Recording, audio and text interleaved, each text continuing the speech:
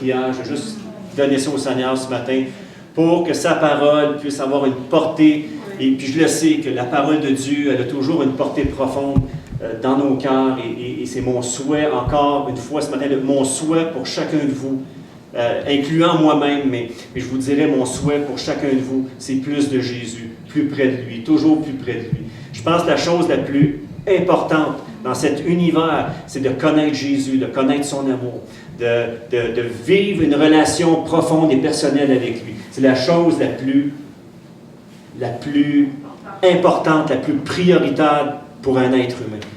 Et bien souvent, comme on va le voir ce matin, ça arrive comme c'est arrivé pour une foule de croyants dans le passé comme dans le présent, de voir refroidi dans son amour pour Jésus. Mais ce matin, ne prenez pas ce message-là comme un message de condamnation, mais comme un message de grâce.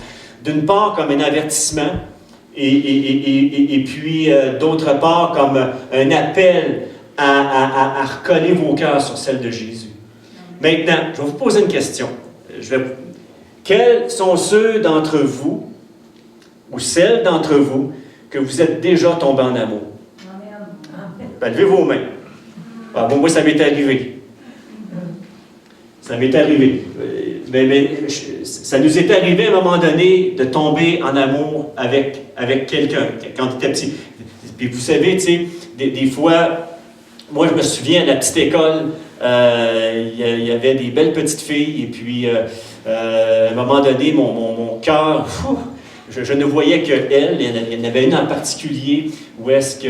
Ça, c'était avant Linda, mais ça, il n'y a pas de danger, là. Il n'y a jamais rien arrivé, là. Mais je veux dire, c'est juste pour vous dire ce matin qu'on a tous connu ce sentiment-là d'amour ou de premier amour. Quand vous avez rencontré votre conjoint ou votre conjointe la première fois et que ça a fait comme des... Peut-être ça n'a pas fait des chocs électriques, là, mais moi, dans mon cas, ça a été comme un genre d'explosion. C'est peut-être dû à la personnalité que j'ai. J'étais un petit brin extraverti, donc c'est sûr que...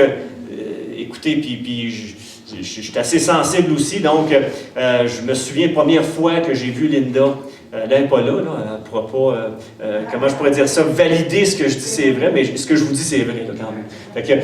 Mais la première fois que je l'ai vu, ça a été, tu sais, comme un peu comme dans un film, là, tu sais, là, tu vois, le gars, la fille se regardent, et puis, à un moment donné, tout tombe au ralenti. Il y a une belle petite musique, là, tu sais, c'est ça, là, tu sais. Fait que, c'était un peu, je vous dirais, c'était un peu de même. Écoutez, j'étais fou d'elle. Après Jésus, là, j'étais vraiment fou d'elle. Et puis, vraiment amoureux d'elle. Et puis, vous savez, le premier amour, ben, c'est ça, là. Écoutez, on est des heures à se parler ensemble, à partager, on est au téléphone, et puis là, on ne veut pas raccrocher, fait que là, on dit à l'autre, ben raccroche, tu sais, ça fait 3 heures que tu parles au téléphone, puis tu es en longue distance, tu sais, puis là, ça vient gruger le budget, tu sais. Mais là, tu l'aimes tellement que tu veux passer du temps avec ta conjointe, et puis moi, dans mon cas, avec Linda, ça a été... Mais je vous dirais que ma plus belle expérience que j'ai vécue, c'est avec Jésus. D'abord et avant tout. Quand j'ai connu Jésus. Je vous dirais que ce premier amour-là, avec Jésus, c'est inoubliable. Le sentiment intérieur, le contact que j'ai eu avec Jésus, la transformation qu'il a fait en moi, écoutez, c'est indescriptible. Puis je pense que pour chacun d'entre vous, vous avez, écoutez, on n'est pas tous pareils, on vit des expériences plus ou moins différemment par rapport à la spiritualité, mais dans mon cas, ça a été pour moi, ça a été la plus belle chose qui m'est arrivée dans ma vie, c'est de rencontrer Jésus, de le rencontrer cœur à cœur. Des fois, on dit face à face, mais moi, dans mon cas, c'est vraiment un cœur à cœur que j'ai eu avec Jésus. Puis encore aujourd'hui, je veux continuer à nourrir ce cœur à cœur avec lui encore davantage. Et le message que j'ai préparé ce matin, c'est « Reviens à ton premier amour avec Jésus ». Reviens à ton premier amour avec Jésus. Si tu l'as perdu, reviens. Jésus te donne l'opportunité aujourd'hui de revenir à ce premier amour-là, un cœur à cœur avec lui. Et si tu es en cœur à cœur avec Jésus, si tu es en amour avec lui, dans le fond, c'est un avertissement de ne pas le quitter. Donc, c'est un message qui s'adresse à tout le monde ce matin, à tout le monde. Un message de grâce, encore une fois, parce que quand Jésus s'adresse à l'Église d'Éphèse, comme on va le voir ce matin, encore là, c'est un message de grâce. C'est un message d'encouragement. Et Jésus, quand il nous avertit, c'est toujours pour nous attirer à lui. Vous êtes d'accord avec moi? C'est toujours à 100% pour nous attirer à lui. Nous attirer à lui. Reviens à ton premier amour. Regardez, je veux montrer la petite image que j'ai mise à ceux qui viennent de Quévillon. Je ne sais pas s'ils vont le voir, là. Ah, je suis au bout de mes fils. Est-ce que vous voyez l'image? C'est comme un cœur avec des mains, là. On va essayer de changer de système pour les prochaines fois, là, Mais, reviens à ton premier amour. Donc, on va aller au premier verset. Dans Apocalypse, chapitre 2, le verset 1, et merci Seigneur pour ta parole, parce que ta parole a ce pouvoir ce matin de nous toucher, de nous transformer, de vraiment de nous amener de plus en plus à être comme toi. Et Seigneur, dans mon cœur, moi, ce que je veux, c'est vraiment, plus que jamais, me connecter. Si je marche, vous savez, là, il y a l'Internet qui s'en vient, là, Vidéotron, 400 mégabytes, là, c'est fait, là, ça va rentrer ici. Puis là, on était juste en 5 mégabytes ici, ou 5 ou 7 mégabytes, puis on tombe en 400 mégabytes. Fait qu'on va pouvoir faire plein de choses qu'on ne pouvait pas faire avant.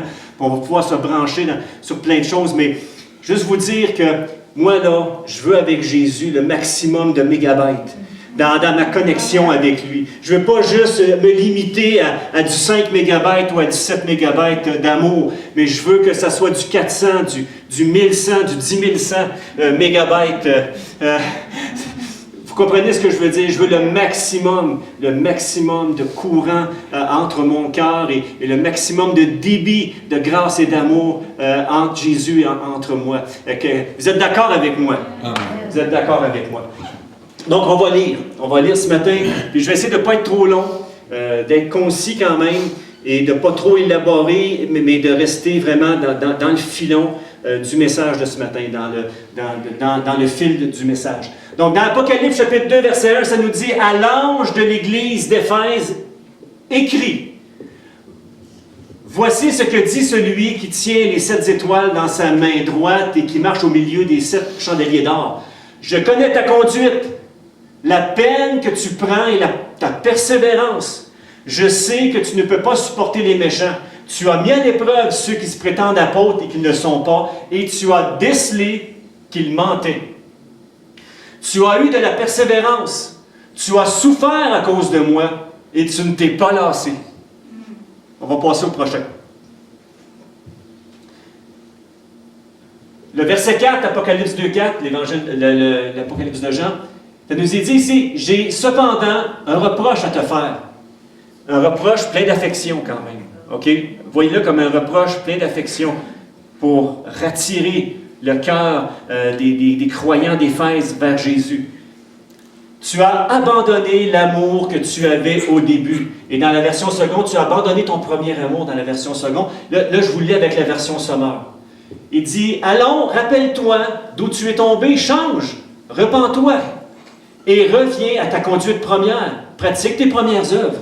Sinon, je viendrai à toi et j'ôterai ton chandelier de sa place si tu ne changes pas. » Si tu ne changes pas. Wow! Donc, dans ce texte, donc c'est Jean qui a écrit ça, inspiré directement par le Saint-Esprit, inspiré par Jésus lui-même d'écrire ce merveilleux livre qui est le dernier livre qui vient compléter les 66 livres de la Bible et qui est un avertissement aussi que Jésus revient bientôt et qui nous montre parfois de façon symbolique et parfois de façon littérale, nous montre à quoi va ressembler la fin des temps dans lequel nous sommes présentement. Et je vous dis, ça fit à 100%.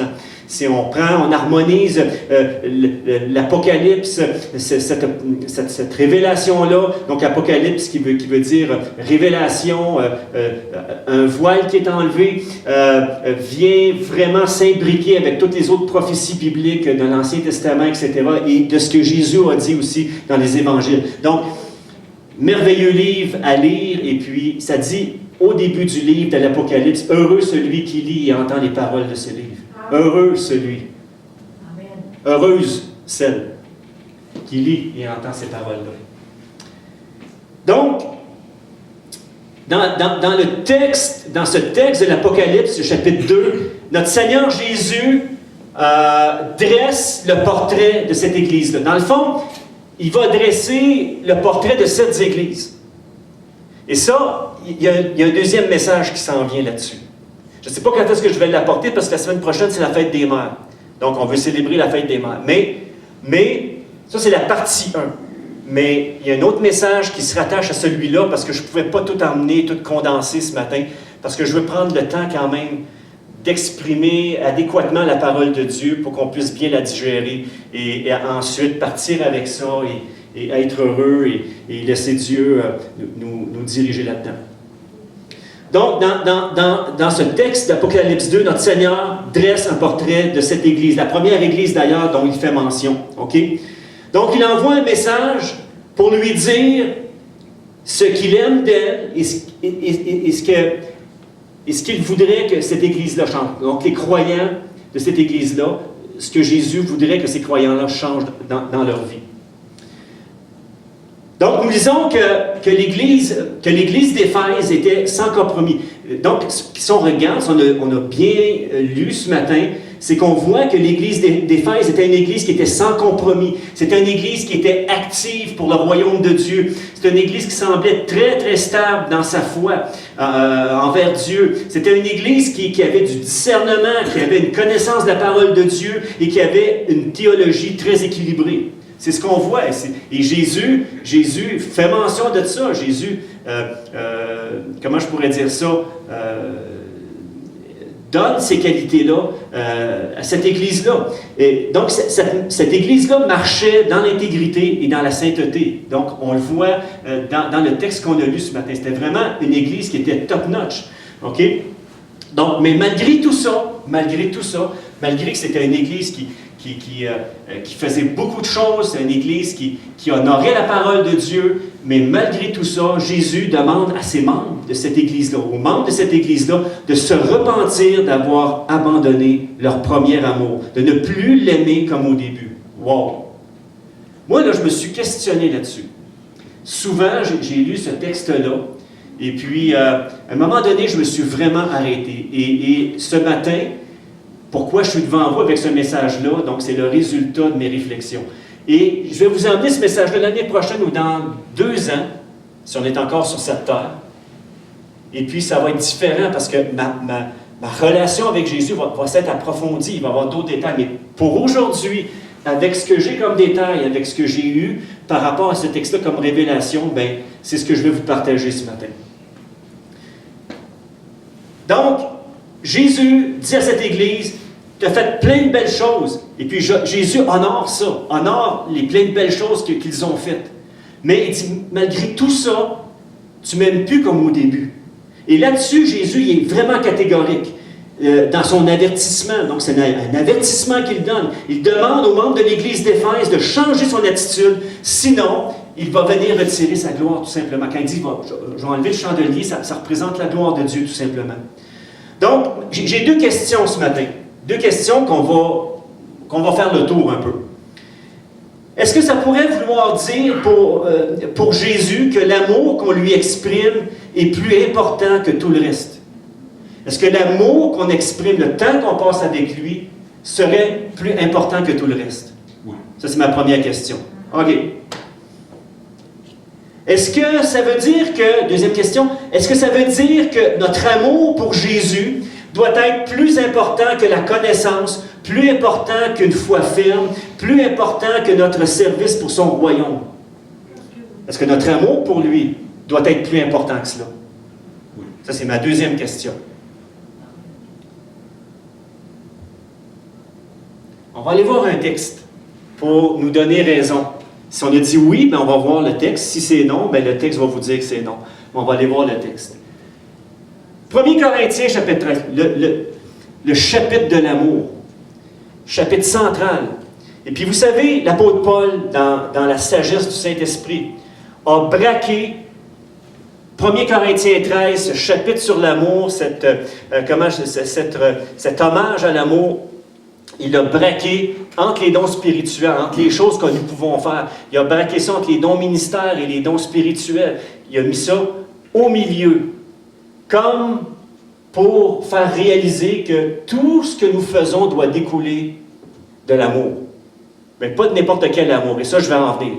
Est-ce que c'est un amour qui est naturel ou quel genre d'amour doit nous mouvoir, doit être notre moteur qui fait que les choses se font? Est-ce que vous me suivez ce matin? Donc, ça nous dit, 1 Corinthiens 13, 2, ça nous dit, supposons que j'ai le don de prophétie, que je comprenne tous les secrets. Super théologien, là. Un vrai de vrai, là. Quand il prêche, là, hey, c'est là, OK? Que je comprenne tous les secrets et que je possède toute la connaissance. Supposons même que j'ai, dans toute sa plénitude, la foi qui peut transporter les montagnes. Si je n'ai pas l'amour, je ne suis rien. Est-ce que vous catchez ce matin? Que ce que Paul est en train de dire, c'est que l'amour, c'est la chose la plus importante sur cette terre. C'est ce qui doit être le premier motif de nos cœurs. C'est ce qui doit nous remplir, cet amour-là. On va voir comment tantôt. All right? Ben, vous y avez déjà goûté, de toute façon. Dans le fond, ce n'est pas vraiment un secret pour vous ce matin, pour ceux qui avaient goûté à l'amour de Dieu, à l'amour de Jésus. Prochain verset. 1 Corinthiens 13, 3. Si même je sacrifierais tous mes biens, imagine, ça prend quelqu'un qui aime les autres, là, pour sacrifier tous ses biens, là. Et jusqu'à ma vie pour aider les autres, au point de pouvoir m'en vanter. Si je n'ai pas l'amour, cela ne me sert de rien. Là, il y a comme une petite contradiction dans le passage ici. Oui, je me donne, je suis même prêt à sacrifier ma vie pour quelqu'un, ou pour un groupe de personnes, mais si je n'ai pas l'amour, mais dans le fond, le fait de sacrifier ma vie pour quelqu'un, est-ce que c'est une forme d'amour? Oui, c'est une forme d'amour. Mais là, il dit, si je n'ai pas l'amour, je ne suis rien. Voyez-vous une contradiction? Oui, bien, si tu te vantes, il dit, OK. C'est ton intérêt. OK. Ça, là, écoutez, ça, c'est une révélation, là. OK? Simple dans le texte. Tu as l'amour qui est humain, mais tu as l'amour qui est divin. Si nous faisons les choses par l'amour qui est humain, ça n'a aucune valeur devant Dieu. Si nous faisons les choses par l'amour qui est divin en nous, et on va le voir tantôt, on va le voir, moi je parle de l'amour de Dieu qui est déversé dans nos cœurs. Si notre motif est poussé, et le moteur, si cet amour qui est déversé dans nos cœurs par Christ, par l'Esprit, est le moteur de ce que nous faisons, nous allons accomplir les œuvres qui ont été préparées d'avance pour nous. Et ce ne seront pas des œuvres qui sont humaines et qui, après, n'auront aucune valeur aux yeux de Dieu. Vous comprenez ce que je veux dire? C'est aussi tranchant que ça. Est-ce que vous saisissez ce matin? Mais la plus grande des choses, c'est l'amour. OK.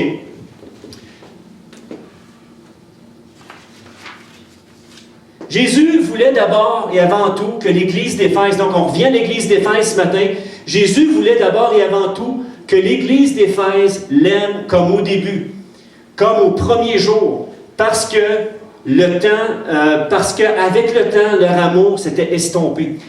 Les Éphésiens faisaient beaucoup de choses. Et puis, vous savez, c'est dans Éphésiens, le chapitre 3, que Paul a écrit, salut Denis, content de te voir. Yes. C'est dans Éphésiens 3 où est-ce on va lire tantôt que Paul parle de l'amour, la hauteur, la longueur, la largeur, la profondeur de l'amour de Christ, que c'est la chose la plus importante de sa vie, et c'est Paul qui avait écrit ça à l'Église d'Éphèse. Donc, au point de départ, quand Paul enseigne les Éphésiens, voyons, Timothée était à Éphèse aussi, et là, Paul envoie cette épître-là des Éphésiens, l'épître aux Éphésiens à Éphèse, afin que vraiment ils puissent vraiment recevoir et réaliser et comprendre quelle est vraiment la chose la plus importante pour un croyant. Et on le voit dans le chapitre 3 d'Éphésiens, où est-ce qu'il parle de connaître l'amour de Christ qui surpasse tout, C'est tellement important, mais on va en revenir à ça. Je ne veux pas trop... Donc, Jésus voulait d'abord et avant tout que l'Église d'Éphèse l'aime comme au début. Donc, maintenant, la question qui est venue me chercher ce matin, qui est vraiment, qui s'est adressée à moi, on va aller à cette première question-là. Que représente ce premier amour? Écoutez, je vous ai vendu un petit peu la mèche, là, il y a quelques minutes, mais que représente la source de cet amour, c'est-à-dire d'aimer Jésus comme au début, Donc, la source de cet amour, moi, j'appelle ça le all-dress love. Pour moi, là, c'est le package de l'amour infini de Dieu. C'est le all-dress. Je ne sais pas, moi j'aime beaucoup la pizza. Il y en a qui aiment ça juste pepperoni fromage ou juste du fromage. Mais moi, j'aime ça all-dress. Puis par-dessus le all-dress, j'aime ça rajouter du bacon. J'aime ça rajouter, je ne peux plus le faire à cette heure, mais j'aime ça rajouter des anchois. J'aime ça rajouter des olives. Puis il y a un paquet de stock. Moi c'est all-dress. Moi, l'amour, là, pour moi, l'amour de Jésus, c'est l'amour all-dress. L'amour, comme on va le voir tantôt, l'amour qui est agapé. Vraiment, c'est l'amour de Dieu infini. Donc, la source de cet amour-là, ce all-dress love-là, est d'abord et avant tout quelque chose qui est spirituel, qui est sans limite et qui émane du cœur de Dieu. Vous souvenez-vous de ce chant-là? Il est un fleuve coulant du cœur de Dieu. C'est un grand fleuve d'un amour merveilleux. Je vais y boire, son amour me remplit et sa victoire m'anime de l'esprit. C'est de cet amour-là que je vous parle. Un amour qui émane du cœur de Dieu jusque dans notre cœur. C'est cet amour-là et cet esprit-là, ces eaux vives-là, où est-ce qu'émane l'amour de Dieu. Quand Jésus parlait avec la Samaritaine, quand il parlait des fleuves d'eau vive, mais ces fleuves d'eau vive-là, d'abord et avant tout, c'est des fleuves d'amour de Dieu qui coulent au travers de notre sein. Vous êtes d'accord avec moi? Amen. Et Jésus désire que nous connaissions cet amour-là, que nous la vivions, pas juste la connaître dans la tête, mais la vivre dans le cœur. Vive l'amour de Jésus dans notre cœur. Vous êtes d'accord avec moi? J'aime Jésus. Et Jésus nous aime. Comme on ne pourra jamais se l'imaginer. On ne pourra jamais s'imaginer à quel point Jésus nous aime. Chacun de nous. Il ne nous rejette pas. Il nous veut dans sa famille. Il veut prendre soin de nous. Il veut nous faire grandir. Il veut nous faire maturer. Il veut nous emmener de plus en plus à sa ressemblance. Par son esprit, par son amour en nous. Romains 5,5. Là est la source. Que représente ce premier amour? C'est ce premier amour que Dieu a répandu dans nos cœurs. Donc, Romains 5,5 nous dit, Dieu a répandu son amour dans nos cœurs par le Saint-Esprit qui nous a été donné par pure grâce. Le jour où j'ai cru en Jésus, le jour où j'ai donné ma vie, que j'ai demandé pardon pour mes péchés et qui m'a pardonné entièrement mes fautes et mes péchés, ce jour-là, le Saint-Esprit est venu en moi. Son amour est venu en moi. Ça a transformé ma vie et cet amour-là a coulé sur les autres aussi. Amen. il y a eu un changement radical qui s'est produit dans ma vie, au point que mes parents le voient, malgré, je vous ai déjà expliqué que dans mon témoignage, que même mes parents, j'étais un enfant quand même assez sage, pécheur, qui s'en allait en enfant, mais que j'étais quand même un enfant sage, un enfant, comment on pourrait dire, qui ne cherchait pas le trouble. Et puis, même mes parents ont vu un profond changement dans mon cœur, dans mes attitudes, parce que Jésus était venu habiter dans mon cœur. Son amour était venu prendre place dans mon cœur. Et c'est cet amour-là que je vous parle ce matin. Pas un amour humain, mais un amour qui est spirituel, qui est divin, qui nous transcende, qui va au-delà de ce qu'on peut imaginer. Vous me suivez ce matin? Donc, le mot amour dans ce texte-là, puis dans plusieurs textes du Nouveau Testament, c'est agapé, qui veut dire amour ardent et sans condition. Cet amour-là, c'est un amour ardent, sans condition. C'est un amour qui est fraternel, profonde affection, bonne volonté et bienveillance. Mais d'abord et avant tout, c'est un amour qui est ardent, sans condition. Vous savez, moi là, quand je tombais en amour avec Jésus, la première fois que je l'ai rencontré, écoute, j'y repense encore aujourd'hui. La première fois quand il m'a touché, ça me revient souvent. J'ai dit, Seigneur, regarde, merci. Merci d'être venu me chercher. Merci de m'avoir aimé à ce point-là. Je ne le cherchais pas. C'est la grâce de Dieu qui a initié en moi le fait de m'éveiller, que mon esprit s'éveille aux choses de Dieu et que je lui donne mon cœur. J'ai dit oui sans condition à Jésus. J'ai dit oui sans condition. Est-ce que tu lui dis oui sans condition ce matin à Jésus? John MacArthur a dit, lorsqu'une personne reçoit le salut en Jésus-Christ, elle entre dans une relation spirituelle d'amour avec Dieu. Dieu nous fait grâce de nous donner son amour. Chez ceux qui acceptent par la foi son offre de salut, Dieu répand dans notre cœur comme un parfum qui n'a pas de prix. Ça, c'est moi qui l'ai rajouté. Son amour inexprimable et immérité par le Saint-Esprit qui nous a été donné comme un parfum. Et là, j'en viens au parfum.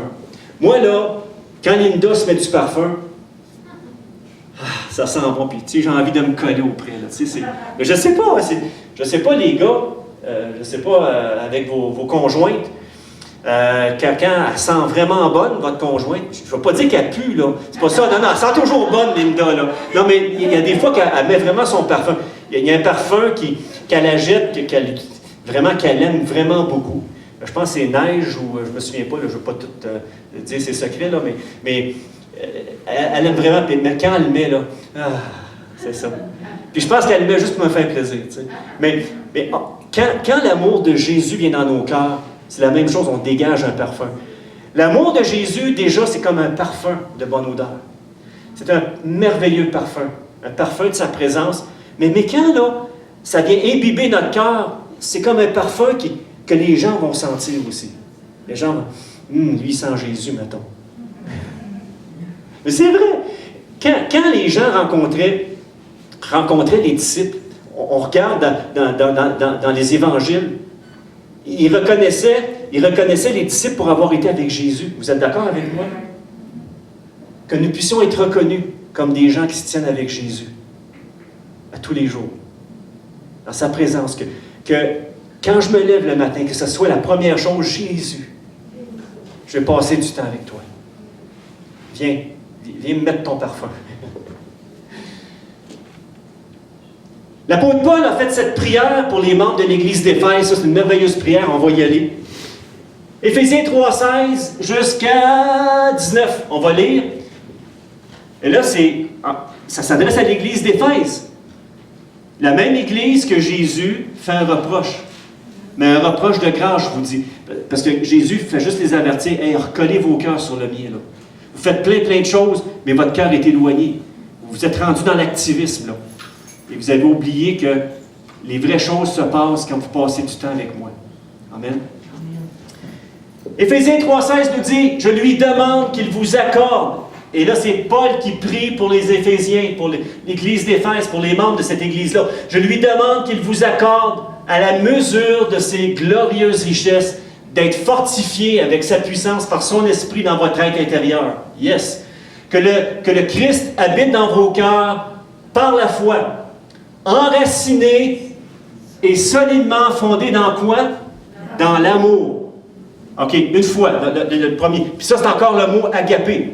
C'est encore, dans l'amour, c'est le mot agapé, et le verbe, c'est agapéo. OK? Mais ça va dans le même sens. Donc, fondé dans l'amour, vous serez ainsi à même de comprendre avec tous ceux qui appartiennent à Dieu combien, encore une fois, agapé, combien l'amour du Christ est large, long, élevé et profond. Encore une fois, le mot amour qui est là. Merveilleux. Son amour à lui, qui était déversé dans nos cœurs. Rappelez-vous, c'est déversé dans nos cœurs. Ce n'est pas un amour humain, un amour limité. C'est un amour qui est divin, qui vient d'en haut, qui vient des fleuves de Dieu. Oui, vous serez à même de connaître, encore une fois, cet amour, agapé, qui surpasse tout ce qu'on peut connaître. Un amour qui surpasse tout ce qu'on peut connaître. Quand tu laisses Jésus être le premier dans ta vie, quand tu prends du temps de qualité avec lui, que tu laisses t'imbiber de sa parole, tu laisses imbiber de son esprit, que tu prends des temps de prière bidirectionnelle dans les deux sens avec lui. Il te parle, tu lui parles. Il te parle, tu lui parles. Sa parole te parle, elle te remplit. Ça ne peut pas faire autrement que cet amour-là, dans ton cœur, va t'amener à faire des choses que le Saint-Esprit va te diriger à faire. Est-ce que vous me suivez ce matin? Et c'est ça, les œuvres que Dieu a préparées d'avance. C'est aussi simple que ça. C'est aussi clair que ça. On n'a pas besoin de compliquer les choses ce matin. Le Saint-Esprit nous dirige par son amour. Donc, vous serez à même de connaître cet amour qui surpasse tout ce qu'on peut connaître, et vous serez ainsi remplis de toute la plénitude de Dieu. Toute sa plénitude. Amen. Amen. Galates 5,22 nous dit, mais le fruit de l'Esprit, et quel est le premier élément du fruit de l'Esprit? L'amour. L'amour. L'amour, la paix, la joie, la patience, la bonté, la bienveillance, la fidélité, la douceur et la maîtrise de soi dans tous les domaines de notre vie. Maîtrise de soi, quand tu as envie de péter une coche, ben, OK Seigneur, merci. Tu pries pour la personne, etc. Je pourrais amener plusieurs exemples, mais juste vous dire que le premier élément du fruit de l'Esprit, c'est l'amour, c'est l'enveloppe, c'est ce qui vient tout envelopper le reste. Puis encore une fois, c'est agapé. Le mot amour dans le fruit de l'Esprit, c'est encore agapé. Un amour qui est extravagant. Est-ce que ça va jusqu'à maintenant? Il n'y a personne qui s'endort? C'est bon? Si vous endormez, levez-vous, faites des push-ups ou faites quelque chose, mais continuez à suivre. Est-ce que vous me suivez jusqu'à date, là? L'apôtre Paul, dans 1 Corinthiens, chapitre 12, verset 31, juste le dernier verset du chapitre 12, avant le premier verset du chapitre 13 de 1 Corinthiens, ça nous dit « Je vais vous montrer le chemin qui est supérieur à tout. » Et là, il introduit le chapitre 13 de 1 Corinthiens. Un chemin qui est supérieur à tout, c'est l'amour. Parce que si tu fais les choses avec amour, avec l'amour de Christ, laissez-moi vous dire, ça va être parfait. Ça va être parfait ce que tu vas faire. Parce que tu vas le faire avec amour, avec considération pour les gens qui t'entourent. Aime Dieu de tout ton cœur, de toute ton âme et ton prochain comme toi-même. Mais ça prend l'amour de Dieu. Pas un amour qui est, comment je pourrais dire ça, légaliste. Donc l'amour de Jésus, qui a été répandu dans nos cœurs, est la voie qui est supérieure à tous les autres chemins. Paul dira dans 2 Corinthiens 5, 14, on va le lire ensemble, prochain verset. Encore une fois, tout s'imbrique, la parole de Dieu s'imbrique. La parole de Dieu, elle est un tout. Ce matin, encore une fois, moi là, je suis béni de voir comment le fil se suit d'un verset à l'autre ici. 2 Corinthiens 5, 14 nous dit « Car l'amour de Christ nous presse. » L'amour de Christ nous presse à quoi? Parce que Dieu aime les âmes, Dieu veut que les âmes soient sauvées. Et si on a l'amour de Christ dans nos cœurs, ça va nous presser à aller vers les âmes, parce que le Saint-Esprit veut que les âmes soient touchées et soient sauvées, mais il va utiliser qui? Nous qui composons l'Église pour aller vers les gens. Vous êtes d'accord avec moi? Et si on a cet amour-là qui nous presse dans nos cœurs, laissez-moi vous dire que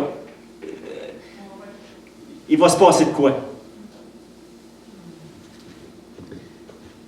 L'amour du Christ nous presse parce que nous estimons que si un seul est mort pour tous, tous donc sont morts, et qu'il est mort pour tous, afin que ceux qui vivent ne vivent plus pour eux-mêmes, mais pour celui qui est mort et ressuscité pour eux.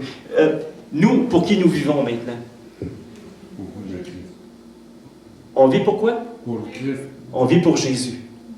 Pour Jésus. L'amour de Christ précède Paul, et Paul ne vivait que pour Jésus. Pour Jésus. L'amour surnaturel de Jésus dans le cœur de Paul, comme on a dit tantôt, était la seule motivation qui le poussait à une consécration sans réserve. C'était le moteur de son ministère. Paul avait ce désir ardent d'annoncer la bonne nouvelle de Jésus-Christ à tous et à tous les sans Jésus. À tous les sans Jésus, c'était son motif.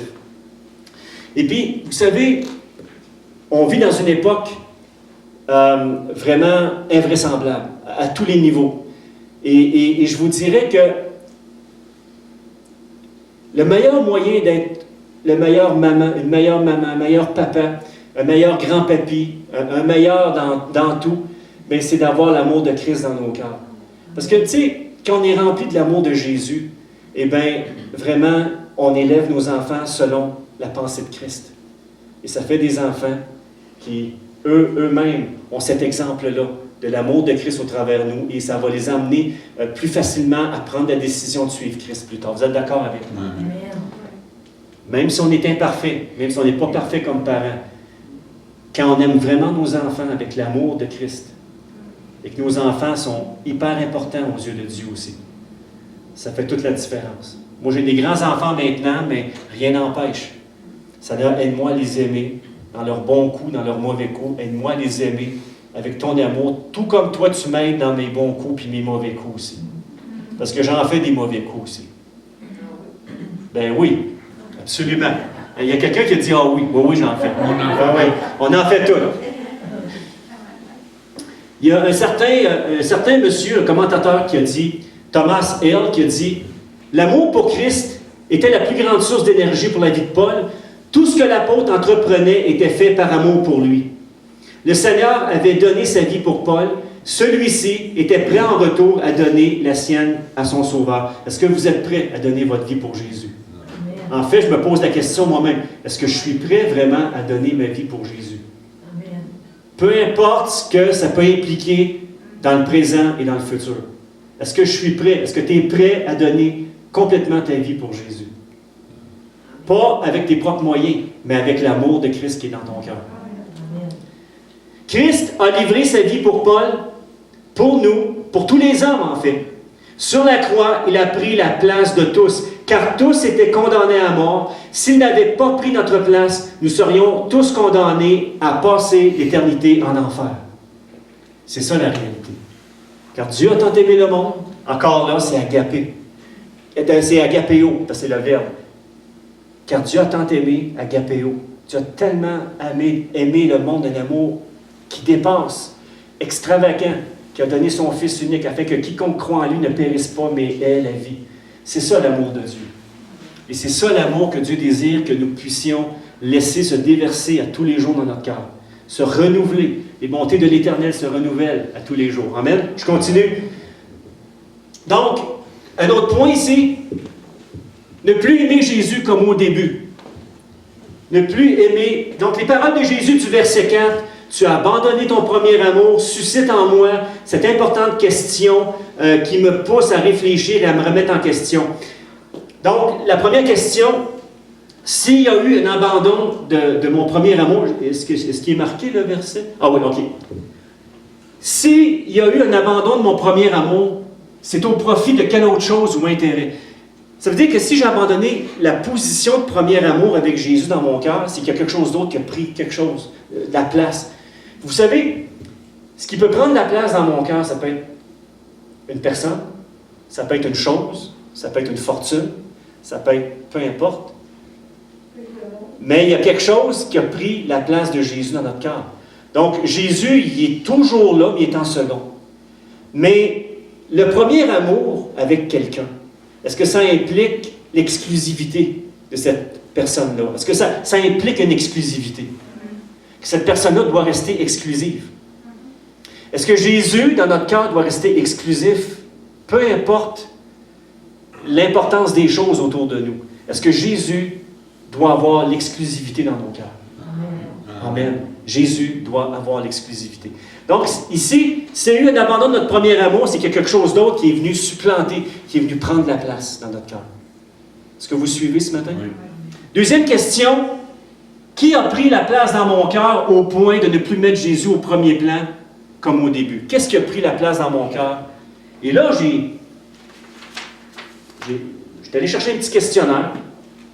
Donc, Jésus nous a dit très clairement, car là où est ton trésor, là sera ton cœur. Est-ce que Jésus est ton trésor absolu ce matin? Est-ce que Jésus est ton trésor absolu? Amen. Ou c'est ton conjoint, ta conjointe? Puis laissez-moi vous dire, si tu veux aimer ta conjointe ou ton conjoint adéquatement, place Jésus toujours en premier. C'est le premier fil à 3 brins qui va tout tenir le reste, qui va vraiment souder votre relation. Amen. Amen. J'ai entendu dire Amen. Merci parce que c'est vrai, c'est la vérité ce matin. C'est vraiment ça qui va tout tenir. Donc, quelques questions à se poser par rapport à qu'est-ce qui a pris une place dans mon cœur à la place de Jésus. Ça peut être un conjoint. Ça peut être un conjoint, une conjointe. Ça peut être une chose. Ça peut être ton char. Ça peut être ton ordinateur. C'est aussi fou à dire, là, mais ça peut être plein de choses. Ça peut être ton travail qui prend plus la place de Jésus dans ta vie. Tu y vas, tu t'actives. C'est ce qui s'est passé aux chrétiens d'Éphèse. Ils se sont activés. Ils faisaient plein de bonnes choses, mais ils avaient mis Jésus au second rang. Ils étaient tombés dans l'activisme, et puis Jésus, il avait pris le bord. D'un second rang ou un troisième rang ou whatever. Vous comprenez ce que je veux dire ce matin? Donc, quelques questions à se poser ce matin. Je vais y aller rapidement. Est-ce que mon amour pour Jésus passe après les activités de l'Église?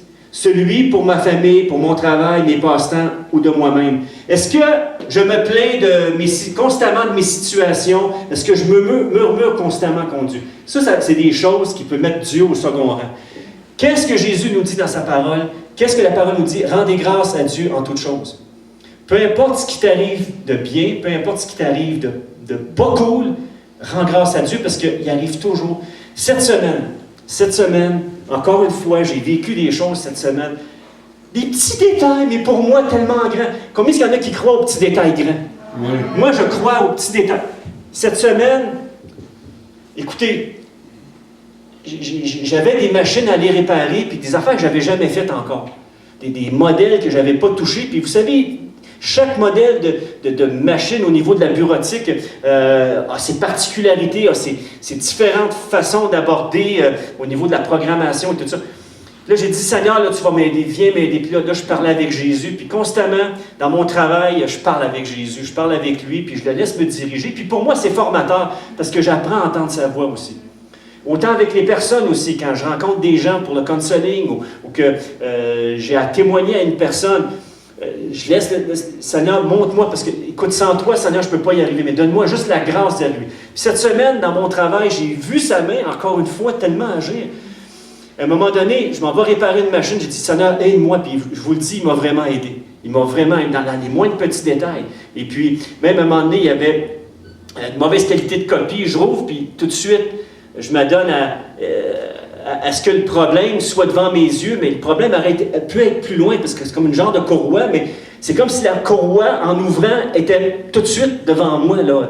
Le morceau était tout de suite devant moi. Il aurait pu être plus reculé dans le fond, il aurait peut-être fallu que j'aille plus loin, mais non, Dieu a vraiment, comme on pourrait dire, il y en a qui appelleraient ça le hasard, mais non, Dieu m'a vraiment aidé parce que je lui ai demandé tout simplement de me donner un coup de main dans d'autres détails aussi, dans d'autres choses, dans d'autres situations dont j'ai vécu.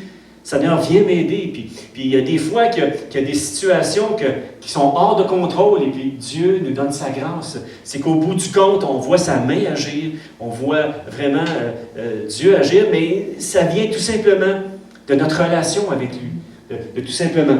Donc, est-ce que je suis tout le temps en train de me plaindre? Est-ce que je me plains de ma situation où je dis, Seigneur, montre-moi qu'est-ce qu'il faut que je fasse maintenant? Ça, montre-moi qu'est-ce qu'il faut que je fasse, c'est une confiance. Ça fait partie de cet amour-là, de cette connexion-là avec Jésus. Seigneur, regarde, là, ça me dépasse ce problème-là. Est-ce que tu peux venir m'aider? Et laissez-moi vous dire, ça fonctionne avec Jésus. Ça fonctionne, il vient nous aider. Et puis même si on n'a pas la solution tout de suite, il est avec nous. Il faut continuer à lui rendre grâce, à le remercier pour toutes choses dans nos vies. Peu importe notre situation. Puis d'arrêter de se plaindre, parce que le plaignage, je ne sais pas si on dit ça, mais les plaintes, c'est tout simplement de ne pas croire que Dieu a ma vie en contrôle. C'est d'être incrédule du fait que Jésus ne pourra pas venir m'aider dans mon problème. Mais de lui dire, Seigneur, viens m'aider, et de lui faire pleinement confiance est une preuve d'amour. Tout simplement que on lui fait confiance. Donc, la confiance est une marque d'amour. Il n'y a pas d'amour sans confiance, il n'y a pas de confiance sans amour, sans foi. Il n'y a pas de foi sans amour et d'amour sans foi, de réel. Est-ce que je cherche la louange de celle qui vient des autres ou tout simplement je cherche à louer Dieu et de laisser les autres tout simplement me complimenter ou de laisser Dieu tout simplement me donner ma tape sur l'épaule? Moi, j'aime autant qu'il me donne ma petite tape sur l'épaule et dit, regarde, continue mon fils, continue, c'est bien ce que tu as fait. OK, merci Seigneur, merci. Est-ce que j'essaie toujours d'avoir raison ou je refuse obstinément les critiques constructives? Des fois, j'ai eu de la part des gens autour de moi, du comité, de proches, des fois des gens qui sont venus me voir et dire, hey, écoute, pasteur, il me semble telle affaire. Et j'ai écouté, tout simplement. Avec le temps, j'ai appris à écouter. Les critiques, quand elles sont constructives, bien, tu les prends. Puis quand elles ne sont pas constructives, bien, tu prends un recul quand même et puis tu réfléchis à ce que les gens disent. Et puis si ce n'est pas vrai et si ça ne reflète pas la réalité de ta réalité intérieure, bien, regarde, OK, merci Seigneur, mais si vraiment c'est une vérité que quelqu'un te dit, prends-la et réfléchis là-dessus, réfléchis. Et puis c'est ça qui fait que il y a une transformation au travers. Jésus, dans son amour, nous transforme même au travers des autres. Des fois, les autres viennent nous voir et puis, écoute, puis c'est précieux ça, d'être à l'écoute et puis d'être capable de recevoir les critiques. Mais le fait de ne pas recevoir des critiques, d'être fermé, bien, c'est pas une marque d'humilité tout simplement et ça ne place pas Jésus en premier. Donc, est-ce que j'ai peur de ce que les gens vont penser de moi? Et ça, pendant des années, ça a été mon problème numéro 1. Cette crainte-là de ce que les gens vont peur de moi. Cette crainte-là que les gens n'allaient pas m'aimer et tout ça. Et puis le Seigneur m'a parlé vraiment là-dessus. Et puis ça, c'est comme au travers de sa parole, au travers des lectures que j'ai faites, j'ai vraiment réalisé que celui qu'on doit plaire d'abord et avant tout, c'est à Jésus. N'en déplaise aux autres. Je dois plaire à Jésus d'abord et avant tout. Je dois marcher dans la vérité. Et c'est ça qui amène vraiment une réelle influence dans le cœur des gens. Quand tu marches dans la vérité, quand ta foi et ton amour envers Jésus fait en sorte que l'opinion des autres, là, regarde, elle est en seconde de l'opinion de Jésus premièrement dans ta vie. Est-ce que vous me suivez ce matin? Est-ce qu'il existe un domaine, une autre question, est-ce qu'il existe un domaine dans lequel tu n'as pas tout fait avec honnêteté? Est-ce qu'il y a quelque chose que tu caches à l'intérieur de toi, tu caches aux autres, mais tu sais que Dieu le voit? Est-ce que tu es quelqu'un qui met des masques, qui aime ça donner une belle apparence religieuse, mais à l'intérieur, c'est tout pourri et ça a besoin d'être guéri? Va à Jésus, au plus vite. Est-ce que j'ai cessé de faire confiance à Dieu? Est-ce que ma vie spirituelle est devenue sèche et formaliste? Sèche, sec. Seigneur, viens remplir mon cœur. Viens me montrer où est-ce que ça ne va pas dans ma vie. Quand Jésus s'adresse à Éphèse, il dit, regarde où est-ce que tu es tombé. Regarde là où est-ce que ça a accroché. Règle ça avec moi. Viens régler ça avec moi. Ça nous dit, si nous confessons nos fautes et nos péchés, les fidèles et justes pour nous les pardonner, nos fautes. Et puis, quand je fais une gaffe ou je vais tout de suite à Jésus puis je règle ça avec lui. Je règle ça avec lui. Après ça, j'ai le cœur en paix. Parce que son sang me lave, me purifie. Son sang te lave et te purifie de tout péché si tu vas à lui. Amen? Est-ce que j'ai adhéré à des pensées ou à des idéologies de ce monde? Puis vous savez, même au travers la chrétienté, il s'infiltre des pensées de nouvel âge, des pensées de pensées positives, qui fait que c'est pas Dieu qui est en contrôle de ma vie, c'est moi qui deviens en contrôle de tout, puis je deviens en contrôle de Dieu. Ça vient pas de Dieu, ça. Oui, il faut confesser la parole, mais il faut toujours rester un cœur qui est soumis à Christ et soumis à la direction de son esprit. Et oui, je crois profondément qu'ils imposeront les mains aux malades, ils seront guéris. Ça, c'est fait sous la direction du Saint-Esprit et poussé par l'amour de Christ dans nos cœurs. Quand je prie pour quelqu'un, ça m'est arrivé de prier pour des gens, quelqu'un qui avait une tumeur au cerveau, j'ai prié, paf, ça a été guéri. D'autres personnes aussi, des gens, une personne qui avait des pieds qui était maganés, là, les pieds étaient en train de pourrir, j'ai prié pour les pieds, le lendemain, la personne était guérie. C'est Jésus qui l'a fait. Mais qu'est-ce qui m'a mu dans mon cœur? Quel a été le moteur? J'ai vraiment senti l'amour de Jésus pour cette personne-là.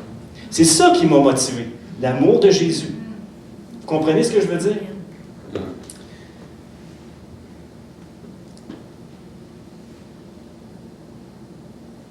Donc, reviens à Jésus ce matin. Si tu peux répondre oui à une de ces questions-là, reviens à Jésus ce matin au plus vite, avec une attitude de repentance.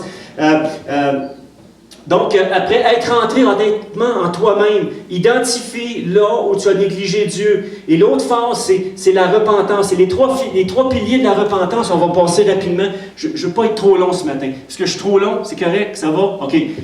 Donc, troisième point, c'est reviens à Jésus plus vite. Donc, les trois piliers de retour vers Jésus, c'est me souvenir où je l'ai négligé, me repentir, me reconnecter sur Jésus, aller à ses pieds pour écouter sa voix, comme Marie, la sœur de Marc, qui était allée à ses pieds, à travers la prière, la lecture de la parole et d'autres moyens, une marche dans la nature. Tu t'en vas, tu vas marcher. Moi, j'aime ça, prendre des marches et parler avec Dieu. Et c'est tous des moyens. Il y a sûrement une façon où est-ce qu'il y a une facilité pour toi de rejoindre Dieu. Ça peut être dans le fond de ton garde-robe. Il y a des gens qui aménageaient leur garde-robe pour la prière, puis ils se refermaient, puis ils allaient prier là, puis c'est l'endroit où vraiment, pour eux, c'était propice d'avoir un temps avec Dieu. Moi, c'était de monter des montagnes. Moi, j'aime ça aller monter le Mont Sainte-Anne ou aller monter le Mont Tremblant à pied, puis rendu en haut, je prends un temps avec Dieu. Ça fait du bien, là. Après une bonne marche, là, c'est pas tellement en haut, là, mais il faut le faire quand même. Puis en montant, je réfléchis, je réfléchis sur les choses. Je prends le temps de parler à Dieu. Et puis, pour moi, c'est un merveilleux moment de passer avec lui. Et puis, de le laisser parler à mon cœur aussi. Puis, dans les plus grands défis de ma vie, j'étais allé monter des montagnes comme ça. J'ai jamais monté le mont Everest, là. C'est pas encore arrivé. Mais quand je faisais face à des gros défis, je prenais un temps, j'allais monter une montagne, puis rendu en haut, là, j'ouvrais mon cœur à Dieu et je laissais Dieu me parler, m'amener cette foi, cette confiance-là en moi que, on va passer au travers le défi. Amen. Amen. Donc, l'idée de repentance, telle qu'on le conçoit, va au-delà d'un simple regret. La repentance, c'est un changement complet d'attitude, de mentalité. Donc, c'est de reconnaître. La repentance, c'est quoi? C'est simplement de reconnaître avec une rigoureuse honnêteté l'endroit où on a trébuché, puis de demander sincèrement pardon à Jésus, à Dieu, et finalement de lui demander de nous aider à marcher sur la direction de son esprit. C'est simple, simplement ça. Jésus, il a toujours les bras ouverts pour que tu viennes sauter dedans. Tu as fait une gaffe, tu as fait une erreur, va sauter dans les bras de Jésus. Va sauter dans ses bras. Mais on ne peut pas vraiment aimer Jésus sans accomplir les œuvres qu'il a préparées d'abord d'avance pour nous. Jésus dit dans sa parole, « Ce n'est pas ceux qui me diront « Seigneur, Seigneur » qui rentreront dans le royaume. » Jésus désire la première place dans ta vie. Il s'est donné à toi pour chacun de nous en sacrifice pour le pardon de nos péchés sur la croix de Golgotha. Donc, comment, ce matin, ma question, c'est comment ne pas aimer Jésus, celui qui nous a aimés le premier? Comment ne pas l'aimer ce matin pour tout ce qu'il a fait pour nous, pour le sacrifice ultime, pour cette souffrance que jamais aucun être humain n'aura à souffrir. S'il y a un être dans cet univers qui a souffert comme homme, comme jamais homme ne souffert, c'est Jésus. On ne pourra jamais quantifier ni réaliser comment Jésus a souffert pour nous. On ne pourra jamais quantifier comment il nous a aimés aussi. On ne pourra jamais le quantifier. Moi, tout ce que je veux, c'est que son amour dans mon cœur vienne me remplir. Me remplir, tout simplement. Amen. Je termine. Je termine pour de vrai ce matin. À part Jésus, je te pose la question, à part Jésus, est-ce que tu connais quelqu'un qui donnerait sa vie pour toi? Est-ce que tu connais quelqu'un autour de toi qui donnerait sa vie pour toi? Peut-être, là, ça peut arriver. Quelqu'un qui, mettons, tu es pour te faire frapper, la personne te pousse, puis la personne se fait frapper pour te sauver. Mais la Bible nous dit, on était encore pécheurs. Romains 5 nous dit, on était encore pécheurs. Et on était ennemis de Dieu, et Christ quand même est mort pour des ennemis. Est-ce que vous seriez prêt à mourir pour un ennemi juré? Est-ce que vous seriez prêt à mourir pour quelqu'un qui te tape ses nerfs? Quelqu'un là, que peut-être que tu te lèves la nuit carrée dans ton lit pour l'haïr. Puis si c'est ça, repens-toi et demande à Jésus de t'aider à demander pardon. Une autre chose aussi qui peut briser notre relation avec Jésus, c'est le manque de pardon et la rancune et l'amertume. Ça, je vous le dis, c'est la pire. C'est la pire. Parce que quand l'amertume rentre dans notre cœur, ça tasse Jésus. Mais quand tu amènes ta douleur et ta blessure à Jésus, il vient la guérir. Il vient t'aider à pardonner la personne qui t'a fait du tort, qui t'a fait du mal. Il t'aide à la pardonner. Vous me suivez jusqu'ici? Oui. Jésus veut nous rendre conscients ce matin que nous avons besoin de le laisser prendre toute la place dans notre cœur, la première place. Dieu veut te bénir abondamment. Il désire seulement que tu l'aimes sans arrière-pensée parce que lui nous a aimés le premier. Il y a une belle pensée ici qui a été écrite par une madame. Elle s'appelle Amélie Nothomb. Elle dit ici, quand on tombe amoureux, on devient présent à un point phénoménal. On devient présent. Puis c'est vrai. Et encore avec Linda aujourd'hui, disons que c'est un amour qui est approfondi, un amour qui est encore plus profond. Mais je vous dirais que quand on tombe amoureux de quelqu'un, quand on parle de ce premier amour-là, quand on tombe amoureux, on devient présent à un point phénoménal. Il y a une présence. C'est comme la personne, on la voit dans notre soupe, on la voit partout, on la voit partout, partout. Et Jésus, c'est ce qu'il veut avec nous, qu'on le voit partout. Dans notre cœur, partout. Dans nos activités, qu'il soit le premier en tout. Par la suite, ce n'est pas l'amour qui se dissipe, c'est la présence. Tu sais, quand quelqu'un dit, une femme dit à son conjoint, le conjoint dit à sa femme, « Je t'aime plus », c'est parce qu'ils ont pris la décision de ne plus s'aimer. Tout simplement. C'est une décision qui a été prise. Moi, je décide de ne plus l'aimer. Mais s'il n'y a pas de danger, s'il n'y a pas d'abus, c'est pour X raisons autres que je dirais des choses qui peuvent mettre en danger la conjointe ou vice-versa. Je vous dirais que quand on dit à quelqu'un « je décide de plus je t'aime plus », c'est parce que c'est une décision qu'on a prise de ne plus l'aimer. Est-ce que vous verriez Jésus nous dire du jour au lendemain, arriver près de nous et dire « je t'aime plus ». Non. OK, ça c'est réglé. On vient de régler la question. Fait que c'est une décision de ne plus aimer. OK? C'est une décision. C'est pas un état qui vient comme ça. C'est vraiment une décision que je prends. Mais moi, je veux aimer. Même Jésus dit, aimez vos ennemis. Aimez ceux qui vous font du mal, qui vous persécutent. Ah! Mais c'est sûr que si on y va avec notre amour naturel, c'est sûr que si on mange une claque, l'autre main va peut-être partir automatiquement parce que c'est notre amour naturel. Puis notre amour propre aussi. Mais si on a vraiment l'amour de Jésus dans notre cœur, on va agir différemment. On va agir comme Jésus aurait agi à ce moment-là, dans cette situation-là. Vous êtes d'accord avec moi? Amen. Ça va jusqu'ici? Ah, on baisse, on vient. Donc, si vous voulez aimer comme au premier jour, c'est votre présence qu'il faut cultiver. Donc, si on veut aimer comme au premier jour, c'est la présence de Jésus qu'il faut cultiver à chaque jour. C'est ce que je veux vous dire. Qu'est-ce qui fait qu'on peut aimer, qu'on peut être apte à aimer comme Jésus aime? C'est de passer du temps avec lui. C'est de passer du temps dans sa présence. Est-ce que vous me suivez ce matin? Parce que c'est cet amour surnaturel-là que nous avons besoin pour aimer comme Jésus nous demande d'aimer. Si Jésus nous a demandé de nous aimer les uns les autres d'une façon agapéo, c'est parce qu'il va nous donner la grâce et son amour. Il va déverser dans nos cœurs cet amour-là qui va nous rendre aptes à aimer les moins aimables. même parmi les frères et les sœurs, même les papiers sablés, même ceux-là que Dieu se sert pour venir nous tailler dans notre caractère. Vous me suivez ce matin? Je termine avec ça. Presque fini. Luc, chapitre 14, verset 26. Je finis avec ces deux versets-là, c'est fini. Puis je pense que je l'ai fait en dedans d'une heure, fait que je me félicite ce matin. C'est pas parce que je veux me presser, mais c'est parce que notre tête, elle peut recevoir une somme d'informations, puis je vais être sensible à ça ce matin. Je ne vais pas trop en donner, et puis juste donner ce qui est l'essentiel. Donc, Luc, chapitre 14, verset 26. « Celui qui vient à moi doit m'aimer. » Encore une fois, agapéo. Amour max.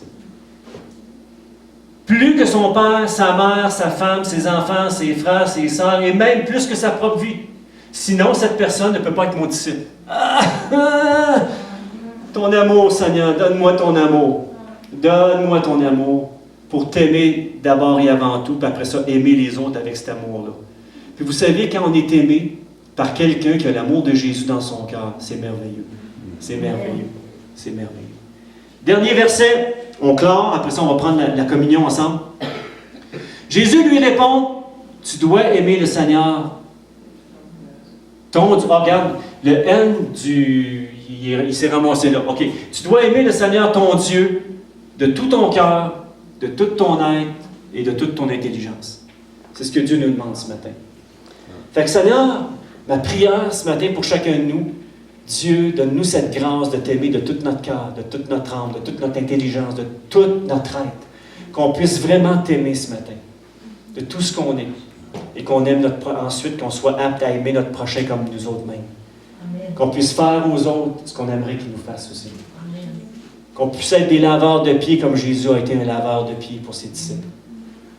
Rends-nous là, Seigneur. Comme Église, rends-nous jusqu'à ce point-là. Jusqu'à ce point-là. Amen. Amen. On va prendre la communion ensemble. On va terminer avec la communion.